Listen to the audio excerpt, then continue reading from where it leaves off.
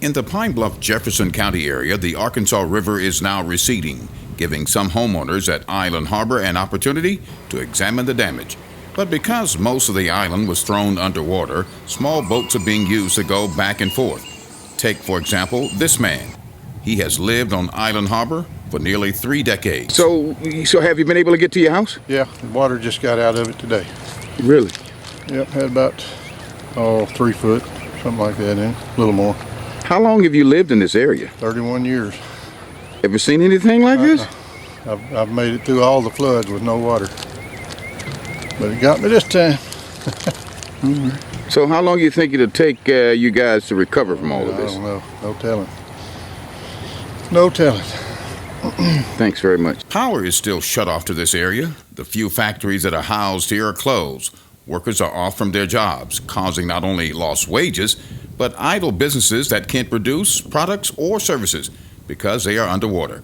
Only residents and their families, their immediate families that is, are being allowed in, like this son who is here to help his dad. How's your dad making out down there? He's doing good. His house had about probably 1.5 foot water in it. We got windows open and airing it out right now.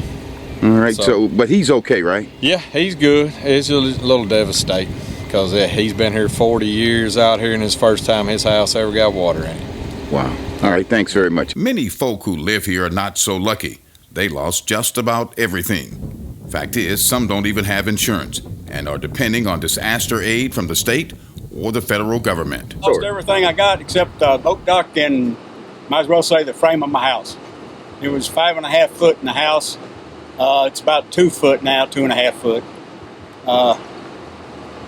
Didn't have time to get nothing out because we didn't know it was coming up so deep until it was too late. Got a few personal belongings out, and that was it. Tear it out and start over and hope we can get a little assistance to do it because I don't have any insurance. It's too high, I can't afford it. I'm 75 years old, live on a limited Social Security income, and just can't afford it. And house insurance, car insurance. So, thanks very much. Despite the let-up with the river now going down, Jefferson County Judge Gerald Robinson says the recovery that lies ahead will be long and difficult and extremely costly. And speaking of cost, one of the things the flood revealed about our river and our lakes, the flood produced trash, lots of trash. That cleanup alone, say environmentalists, is more than an ocean. And we should note, some agencies are worried about folk getting into those waters that may be filled with lots of parasites.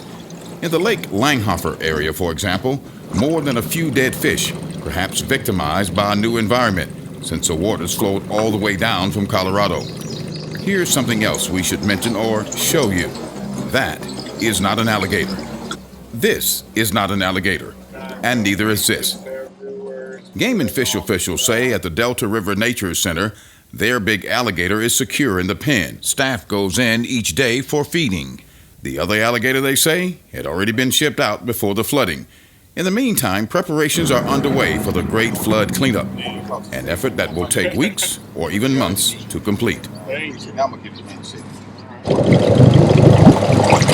All that good stuff, but man, I appreciate you. Anything y'all can do to help, be nice. This is Floyd Dump. We'll do our very best to keep you updated.